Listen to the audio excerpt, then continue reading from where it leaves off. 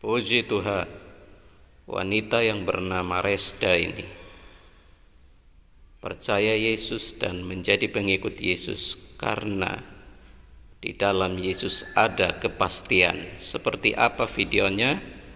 Mari kita simak bersama-sama. Rif, ngomong-ngomong nih, ini kan lagi susah uang, bener nggak? Benar. Ada datang semua lini kena uang, masalah uang. Nah gini Rif, ada orang datang nih, Rif, saya kasih sekarang uang 1 triliun untuk Resda, tapi kembali ke Islam, mau nggak? Nggak mau. Kenapa? Kan butuh uang. Oke. Terus kok bisa kenal Tuhan Yesus, gimana ceritanya Rif? Iya. Padahal dari kecil tidak ada kepikiran ya sama sekali. Tak pernah terbayangkan Nggak ya? pernah terbayangkan karena dari kecil hidup di desa itu kita kan selalu ngaji ke surau. Oh iya, sama ini juga. Ngaji ke surau, kemudian rajin sholat, puasa, apalagi dari kecil tuh udah diajarin kita kalau di kampung tuh ya sore-sore jam 5 itu udah ke surau. Nah, udah pergi ke surau. Nanti pulang-pulangnya tuh besok jam 6. Lalu di surau. Iya, tidurnya kan di surau. Pulang ke rumahnya tuh kan besok pagi jam 6. Nah, baru dari rumah udah nyampe rumah mandi, baru kita berangkat ke sekolah. Terus belajarnya kapan? Buat PR? Enggak. Kita kalau di kampung gitu kan kita jarang kasih PR sama guru. Oh gitu. Ya main-main aja banyaknya. Oke. Nah, dengan berjalannya waktu karena kakak-kakak banyaknya merantau di Bandung, Ya. ikutlah ke Bandung, melanjutkan kuliah. Kakak tahu di sini berdagang. Ya Akhirnya saya. Ya begitulah sedikit background. Nah, Uni tanya tadi, kok bisa kenal Tuhan Yesus, gimana ceritanya? Apa mencari sendiri kah? Atau ada yang datang menginjili kah? Atau gimana?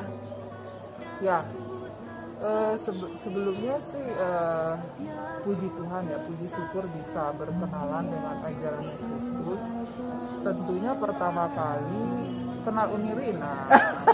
Iya. Gara-gara Uni Rina. Nah, sebenarnya bukan banyak mungkin orang di luar sana terbawa-bawa oleh Uni Rina atau siapapun ya kan. Tetapi sebenarnya itu adalah panggilan hati. Jadi tidak ada dipengaruhi oleh seseorang. Namun betul sekali waktu pertama kali saya mengenal ajaran Kristus itu melalui Uni Rina. Tetapi kalau saya tidak membuka hati saya, Tuhan juga tidak akan mungkin memberikan pencerahan untuk terus berhikmat untuk mengenal kebenarannya gitu. Tapi saya bersyukur melalui Uni Rina saya bisa mengenal Kristus. Nah, Rif, puji Tuhan ya, waktu itu Resda memang terbuka untuk mendengarkan sesuatu yang berbeda kan, dan juga akal sehatnya dipasang ya. Betul. Nah, Resda ingat nggak waktu pertama kali itu ngapain sih kita waktu itu, ingat nggak? Kita kemana-mana berdua ya, prospek kan. Nah, kebetulan kami satu perusahaan ya, jadi saya leadernya Resda ya.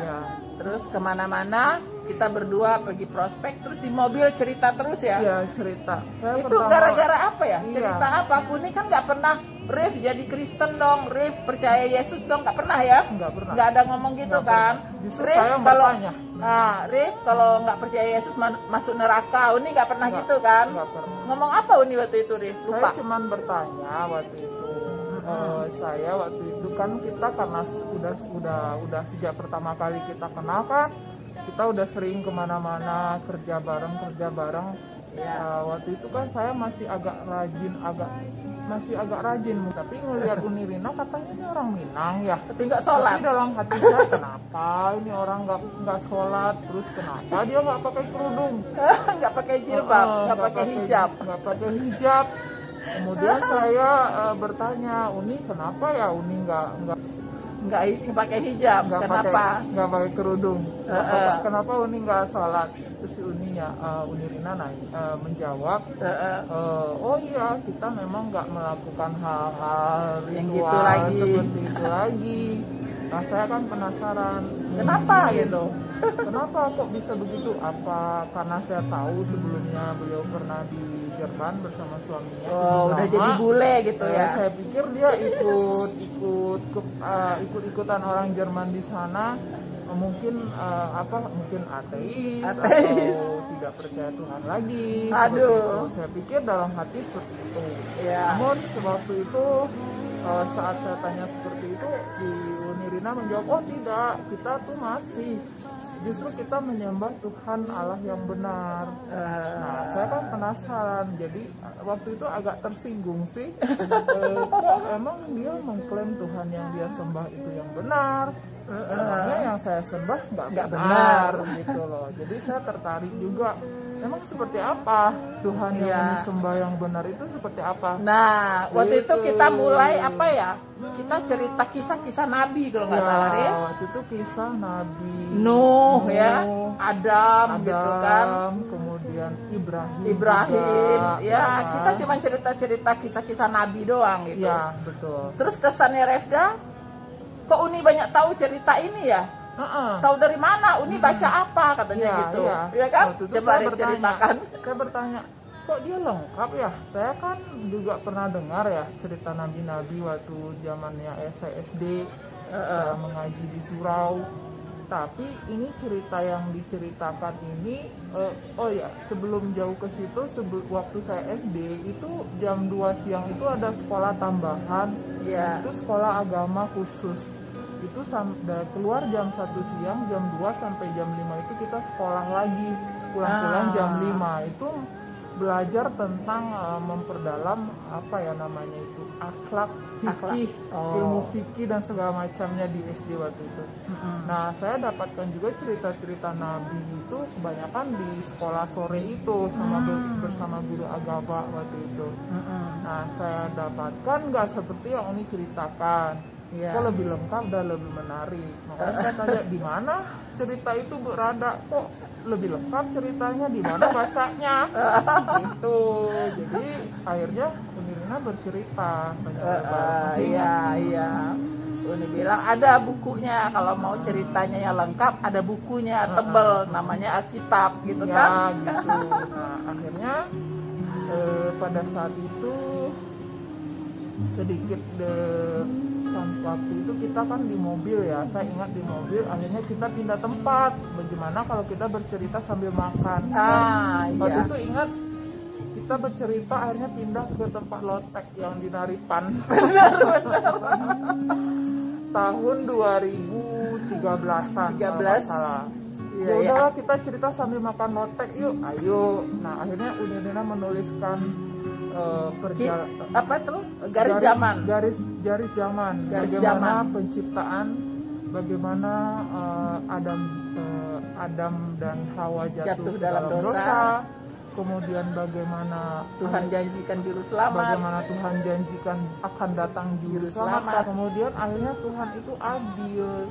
Dia yang datang sendiri katanya ke dunia ini untuk menyelesaikan dosa manusia.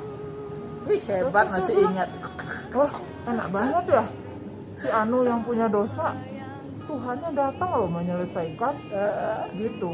Makanya saya semakin tertarik waktu itu. Nah, saat itu Uni Rina bilang, bagaimana kalau kita ikut seminar aja ke Jakarta? Seminar apalagi itu? Ini seminar tentang ini akan dijelaskan oleh seseorang yang lebih ahlinya lagi di bidang Alkitab. Nah, waktu itu saya karena memang hati saya terbuka untuk lebih mengetahui lagi, saya mau diajak ke Jakarta. Uni Rina tuh bela-belain nganter saya pagi-pagi, tidur di rumah beliau. Pagi-pagi jam 5 kita berangkat dari rumah sampai Jakarta jam 8 tepat. Seminar dimulai jam 9. Waduh, luar biasa. Mungkin waktu itu saya ingat, saya tertariknya kenapa saya mau ikut seminar itu, karena di dalam cerita Uni Rina itu Tuhannya itu mengasihi umatnya. Sebenarnya Tuhan itu menciptakan umatnya itu, menciptakan manusia itu sebenarnya bukan untuk menjadi neraka, untuk masuk ke neraka, tetapi Tuhan itu diciptakannya untuk menyembah Tuhan gitu loh, bukan untuk jadi sengsara atau binasa gitu. Ini Tuhannya yang langsung datang ke dunia untuk seluruh dosa manusia. Tapi kata Unilina, tidak semua dosa manusia, tapi hanya dosa manusia yang mengaminkannya saja. Yang percaya saja. Nah, waktu itu saya tergelitik. Ya udah, saya ikut aja karena saya merasa memang saya banyak dosanya. Gitu. Dan tidak ingin binasa. Tidak ingin binasa karena saya merasa hidup saya juga nggak mungkin. Ya kalau paling lama paling berapa tahun lah ya. Kalau Tuhan kasih umur panjang, syukur-syukur sampai 100 tahun. Tapi buat apa kalau sakit-sakit, ya mungkin 65 tahun udah mati, ya kan? Nah, habis itu saya berpikir, ya juga ya, kemana ya nanti jiwa saya kalau saya udah mati. Saya nggak mau kalau di neraka itu kan memang kekal. Nah, saya tidak mau masuk dulu ke sana. Tapi yang dulu ngajarinnya katanya masuk dulu sebentar, nanti keluar lagi, gitu. Tapi saya tapi itu pro kontra menurut pikiran saya gitu. Jadi saya percaya karena Tuhan itu tidak mencela-mencela, apa yang dikatakan A adalah A, B adalah B gitu. Kalau memang dia bilang manusia itu kekal, ya pasti kekal gitu, karena Tuhan itu Tuhan yang tidak berbohong dan tidak mencela-mencela. Nah, seperti itu. Terus waktu itu kan Resda buka hati untuk mau hadir di seminar ya. Seminar apa? Seminar itu waktu itu adalah tentang keselamatan. Jadi pada saat itu sama waktu yang Uni ceritakan bagaimana penciptaan awalnya, kemudian Adam dan Hawa jatuh ke dalam dosa, kemudian diceritakan bagaimana cara beribadatnya orang pada saat perjanjian lama, kemudian kalau nggak salah waktu itu saya tergelitik, kenapa orang di perjanjian lama itu kok cara ibadatnya hampir sama dengan yang saya lakukan kemarin itu, potong-potong domba. Masih potong-potong domba, kemudian saya masih tunggak tangik seperti orang Israel kan masih ya sampai hari ini juga kan mereka masih beribadah dengan jasmani, dengan tubuhnya. Kemudian juga menghadap ke sebuah tempat kan, satu arah. Nah, saya pikir kok sama. Saya ingat waktu Unirina ketemu saya di tempat lotek waktu menerangkan itu, apa yang sudah dibuang oleh Tuhan itu dipungut oleh iblis. Nah, didaur ulang. Waktu di seminar itu, jangan-jangan memang ini tuh sudah nggak dipakai cara beribadah itu. Tapi karena memang kompetitornya, kan logika saya juga jalan ya. Maksudnya saya bukan orang yang bodoh-bodoh sekali. Maksudnya kompetitornya di dunia ini pada saat itu pembicaranya bilang hanya Tuhan dan iblis. Jadi betul juga, mungkin saya ingat waktu perkataan Ibu Lina, apa yang sudah dibuang oleh Tuhan biasanya itu iblis akan pungut lagi, akan dipakai lagi. Nah, saya berpikir jangan-jangan itu sebenarnya nggak dipakai lagi gitu loh. Jadi hati saya malah semakin menggebu-gebu, ingin tahu lagi gitu. Nah, di seminar itu dibukakan semuanya sampai kepada orang-orang di perjanjian baru. Seperti apa ibadahnya? Ibadah di dalam roh dan kebenaran. Jadi gini, waktu itu saya juga nggak tahu kenapa, ini mungkin juga Tuhan yang memberikan pencerahan. Karena memang pada saat saya sebelum menjadi seorang pengikut Kristus, itu 5 kali sehari, kalau saya sebagai manusia biasa itu tidak full saya lakukan. Nggak sanggup ya? Kadang misalnya pagi itu ngantuk, nggak bangun. Kalau misalnya kalau Tuhan itu konsisten, kalau satu kali aja kita udah lewat kan harusnya udah masuk neraka kita kan. Oh iya. Harusnya kan gitu. Betul. Saya kadang-kadang nggak ngelakuin itu, ya kan? Nggak bangun. Nggak bangun. Dibangunin tuh nggak bangunin. nggak bangun. Kadang Malah tarik selimut. dingin, udah kelewat kan harus tepat waktu. Betul. Nggak boleh kalau udah keluar matahari nggak boleh. Nggak boleh. Ya kan? Udah lewat. Kadang-kadang kalau siang apalagi kita udah sibuk dengan kerja. aktivitas kan udah pakai bedak cuci muka lagi malas capek. gitu, capek ngelakuinnya jadi Nah, banyak kelewatnya jadi Gini Rif, banyak orang mengira kita ini kayak Uni juga dibilang Rina tuh jadi Kristen karena nggak mau ribet, nggak mau capek jadi orang Islam. Malas karena dia malas sholat, karena dia malas puasa, maunya enak aja gitu, cari yang enak. Bener nggak gitu Rif? Kalau Rif gimana? Apa karena enak jadi bukan Kristen? hanya karena itu hanya bonusnya aja. Enak tuh bonus ya ya. itu bonus. Tapi yang lebih lagi ibadah yang diajarkan oleh Tuhan Yesus itu jauh lebih masuk akal gitu loh. Maksudnya gini, kita Tuhan itu kan juga tidak mau menyiksa ciptaannya, Betul. gitu kan? Jadi kita dengan secara akal sehat kita memikirkan itu bahwa kita tuh nggak perlulah jasmani kita, nggak perlu pakaian kita. Yang penting tuh sebenarnya roh Tuhan tuh lihatnya di dalam ini loh, Di hati gitu loh. Jadi kalau seberapa rapat dibungkus gitu, Tuhan nggak ngelihat itu gitu. Tuhan lihat hati kita gitu. Jadi kalau misalnya kita nggak mau susah, sebenarnya itu bukan alasan. Alasan yang pertama adalah ada kepastian keselamatan masuk surga. Itu yang pertama di ajaran Kristus. Kemudian ringan memang. Ajarannya ringan, tidak memberatkan kita. Oh iya, seperti ada tertulis, Tuhan Yesus berkata, kuk yang kupasang itu ringan, bebanku tidak berat. Jadi kalau ada yang ringan, ngapain cari yang berat, benar nggak? Nah, Tuhan itu kan, kalau orang bilang Tuhan tuh Tuhan yang Maha Pencipta langit dan bumi ini gitu. Kita menyembah Dia. Ya pakai akal sehat aja gitu ya, masuk logika nggak? Kalau misalnya setiap hari kita seperti itu 5 kali, bahkan 6, ada yang lebih rajin mungkin ada yang 6 kali, belum tahajudnya segala macam ya kan?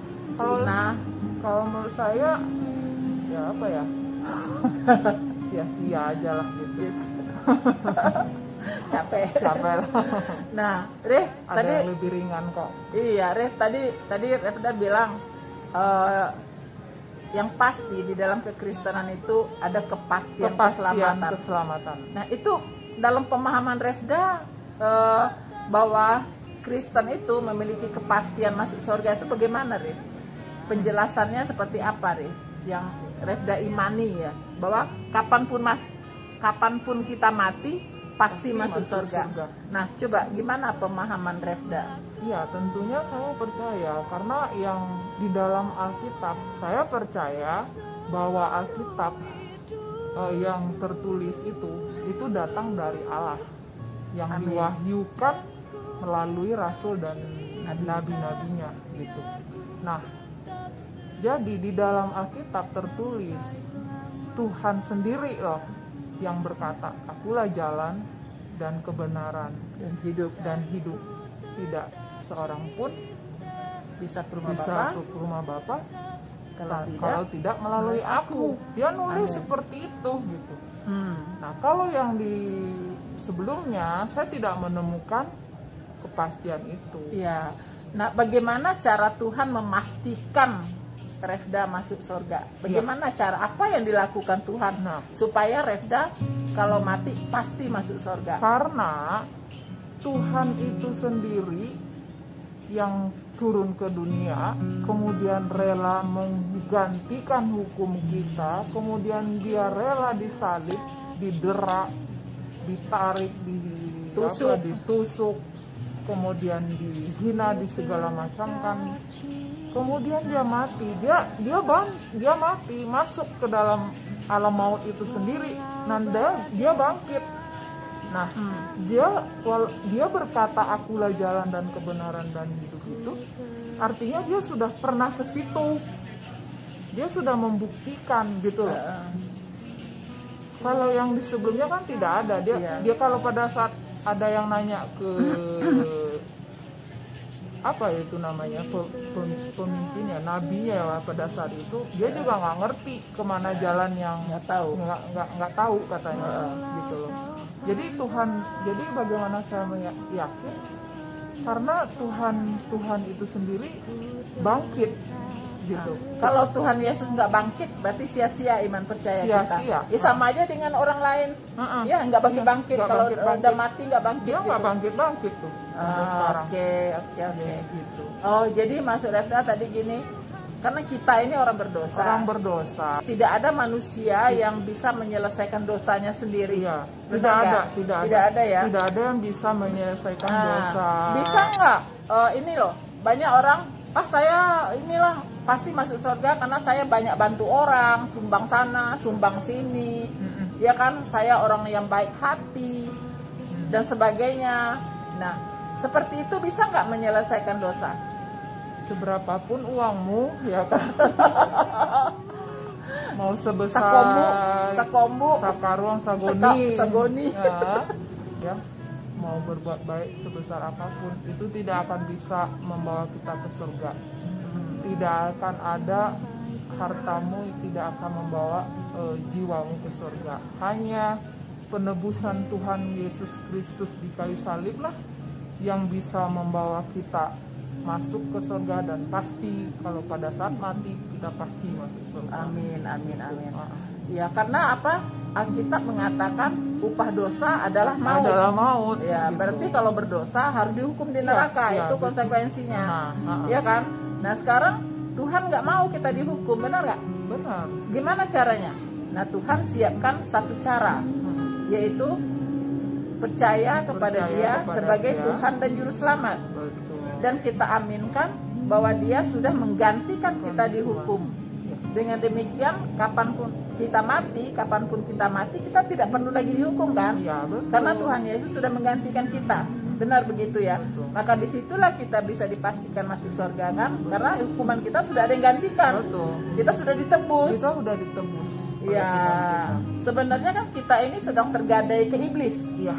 Tuhan menebus kita dengan dirinya sendiri. Harusnya kita yang di neraka. Gitu loh. Harusnya kita sebenarnya, karena kesalahan kita, karena dosa kita, ya, karena semua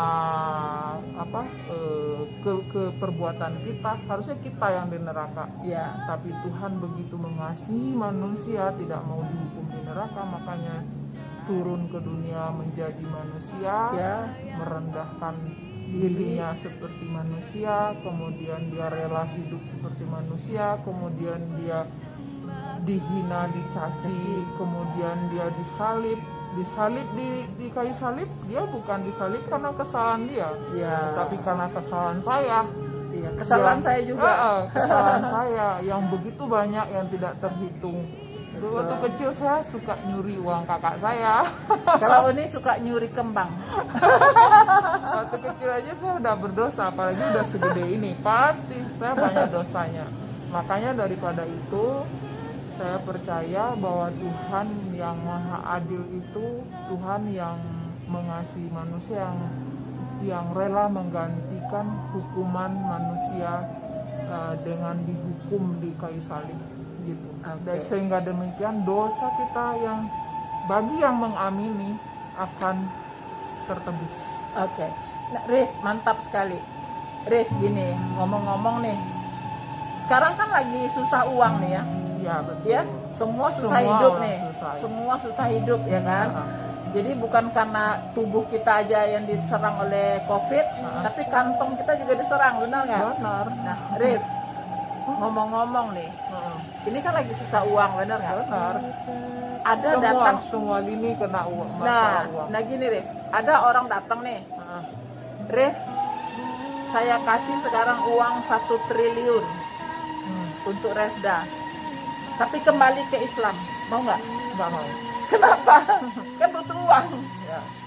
Kenapa? Uang 1 triliun di dunia mungkin dalam hitungan tahun habis lah, ya kan? Kita pergi aja ke Amerika, ke Eropa, keliling dunia habis, ya kan?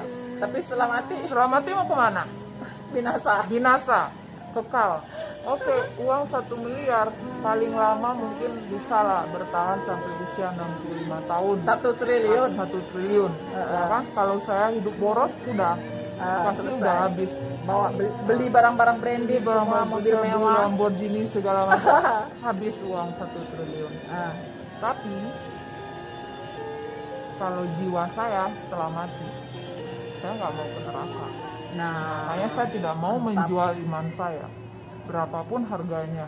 Nah ini dia, inilah baik iman. 1 miliar, 1 triliun, tidak akan, bahkan sebongkah berlian pun tidak akan bisa menggantikan menjual iman saya, menggantikan iman saya kepada iman yang lain, kecuali iman kepada Yesus Kristus Tuhan Allah yang hidup. Amin, amin, amin. Luar biasa ya teman-teman, luar biasa. Itu yang enak yang datang kan, orang baik yang datang mau kasih 1 triliun. Refda nggak mau, tetap nggak mau. 2 triliun nggak mau. Enggak. Dikasih sedunia ini juga nggak mau. Nggak mau. Oke, mantap. Sekarang yang datang orang jahat nih, dia bawa pedang, bawa golok, atau bawa samurai, atau bawa senjata, ya. Kemudian diarahkan ke Refda. Kamu kalau tidak kembali ke Islam, kamu mati sekarang. Saya tembak, atau saya penggal. Tembak aja. Siap. Lebih baik saya mati demi bertahan di dalam iman Yesus Kristus daripada saya mati bergelimang harta hanya dengan mengorbankan iman. Lebih baik saya mati, tetapi saya mati untuk Kristus.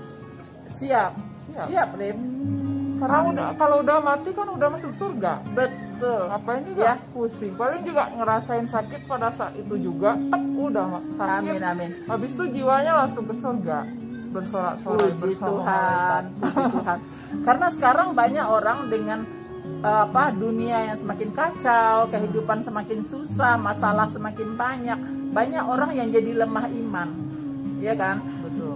Kadang sampai-sampai menyalahkan Tuhan, Tuhan engkau di mana gitu. Padahal ya? Tuhan setiap hari melihat dia dari atas. Tidak berapa kasih saya terhadapmu tidak terbatas. Tapi orang itu sendiri yang tidak melihat kasih Tuhan kepada dia. Dikasih sehat, dikasih napas setiap pagi, bukankah itu sudah kasih karunia Tuhan bagi kita? Coba beli itu oksigen setiap hari, berapa tuh duitnya? Berapa duitnya? Kali 65 tahun kita hidup, berapa? Iya. Ini dikasih gratis sama Tuhan. Dikasih gratis. Gitu. Amin. Makanya jangan selalu melihat kasih Tuhan itu bukan hanya harta semata, bukan hanya uang, jasmania, materi, tetapi kesehatan, kita bisa menghirup udara segar, diberi umur yang panjang, itu adalah kasih karunia Tuhan. Amin. Kalau misalnya hanya sekedar makan atau minum, Tuhan sudah bilang di Alkitab, cukup makan, cukup pakaian, itu sudah lebih dari cukup ya. Cukupkanlah apa yang ada padamu. Dan kasih karunia Tuhan yang terbesar itu adalah anugerah keselamatan yang penting. Betul. Buat apa harta berlimpah tapi tidak selamat? Mati masuk neraka, kekal lagi selama-lamanya. Aduh, jangan sampai deh. Mungkin mau? No way. Mungkin para subscribernya Ibu Rina para Solihin, para penonton di luar sana. Nah, Anda pilih harta apa keselamatan? Nah, itu. Makanya jangan sia-siakan hidup Anda. Carilah Tuhan yang benar tentunya, yang sesuai Alkitab, gitu. Dan carilah pembimbing yang benar, seperti itu. Oke, Rif, By the way, Nah, tentunya perjalanan setelah memutuskan menjadi seorang Kristen tentunya nggak mudah dong, nggak enggak mudah, gampang. tidak mudah, Ya? tidak mudah. Pasti banyak tantangan. Banyak sekali. Pasti ya. Ya, dan itu tidak mudah karena semua kita juga mengalami ya, yang kita dari seberang lalu kita ikut Yesus, beralih hati gitu kan, itu pasti mengalami banyak sekali permasalahan. Kalau boleh tahu bagaimana tantangan yang paling berat yang Refda hadapin setelah menjadi seorang Kristen? Mungkin dari keluarga, pertemanan, atau Ini di dalam waktu saya pertama kali memutuskan menjadi pengikut Kristus, ya. itu saya sama sekali tidak memikirkan yang namanya nanti saya bagaimana ya dikucilkan keluarga ya. Sempat terpikir, tapi Tuhan mungkin ini karena memang udah Roh Kudus yang bekerja, jadi waktu itu saya mengambil keputusannya untuk bercerita kepada keluarga pada saat itu. Ya, saya udah siap dengan konsekuensinya, tentunya pergi dari rumah dan tinggal mandiri. Dan puji Tuhan banyak orang-orang yang bukan satu darah dengan saya bisa menolong gitu ya. Memang tidak mudah. Pernah takut nggak? Pernah gitu. Tapi entah kenapa sukacita yang Tuhan berikan, damai sejahtera yang Tuhan berikan untuk melewati masa-masa sulit itu Luar biasa. Luar biasa. Jadi malah tidak terasa. Iya, betul. Malah tidak terasa gitu. Iya, Walaupun iya. mungkin pernah satu waktu ya di musim pandemi awal-awal itu kayaknya semua orang dalam keadaan stres ya. Kita belum Betul. pernah ngerasain hal seperti itu. Shock gitu. Tapi dalam masa-masa sulit itu Tuhan selalu beri jalan. Nah, itu Tuhan dia. selalu beri jalan. Jadi mungkin di last menit gitu ya, Ya. di detik-detik terakhir Tuhan selalu Pertolongan Tuhan datang. Makanya Tuhan berkata, pertolonganku datang tidak pernah terlambat, Iya. tepat pada waktunya. tepat pada waktu. Benar ya? Iya, betul. Itu yang kita alami ya. Jadi, Iya, iya, betul. Banyak perjalanan dalam sejak menjadi pengikut Kristus itu banyak masa-masa yang mungkin kalau kita sebagai manusia biasa gitu bisa down juga, tapi Tuhan, makanya saya tuh bersuka cita ikut Tuhan Yesus. Sesulit apapun keadaannya, damai sejahteranya tidak Selalu pernah ada, tidak selalu pernah ada, hilang. tidak pernah meninggalkan saya. Amin, amin, amin, Gitu. amin. Sampai hari ini. Mungkin saya tidak semewah orang-orang di luar sana, tapi saya cukup merasakan Dipelihara oleh sukacita Tuhan. dan peliharaannya Tuhan luar biasa. Amin, amin. Seperti itu. Nah, terus mengenai keluarga, respon keluarga bagaimana, Rik? Apakah sampai sekarang ini masih terjalin hubungan yang baik atau malah sebaliknya atau bagaimana? Sebenarnya dikatakan bermusuhan juga mungkin tidak ya, karena juga sempat baik-baik juga, tapi saling tidak memberi kabar aja gitu. Saling cuek-cuek aja, karena mungkin saya rasa saya mungkin ingat mereka, tapi karena saya kadang-kadang ingin menghubungi mereka juga, tapi ya dari mereka juga tidak ada respon. Ya udahlah, kita sudah punya kehidupan masing-masing, ya udah.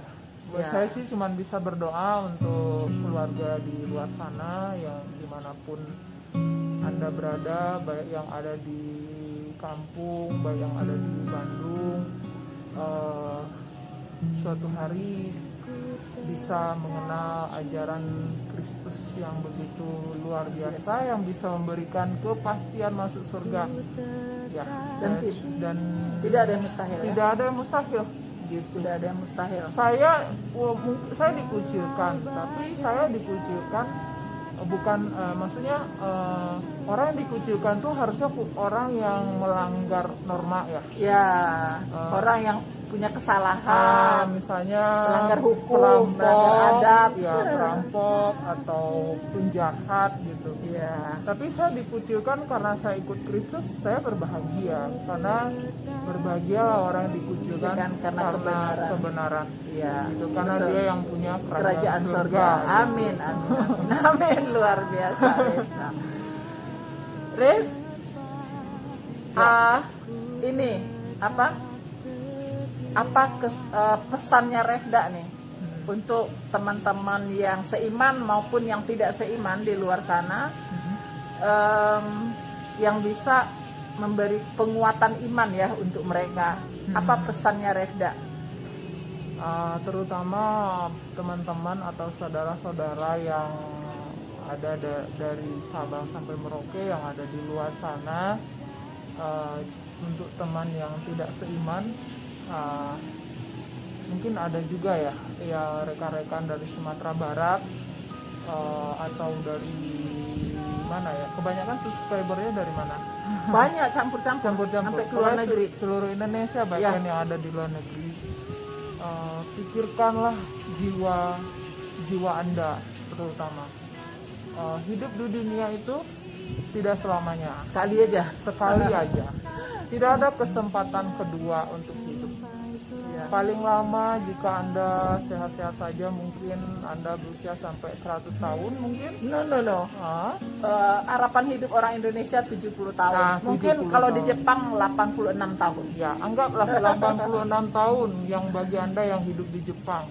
Dan bagi Anda yang hidup di Indonesia mungkin 65 tahun, 50 tahun atau 40 70 tahun. Paling lama. Ya. Pikirkanlah jiwa Anda. Kemanakah Anda setelah mati, setelah meninggal, setelah dipanggil Tuhan? Ya. Kemanakah jiwa Anda?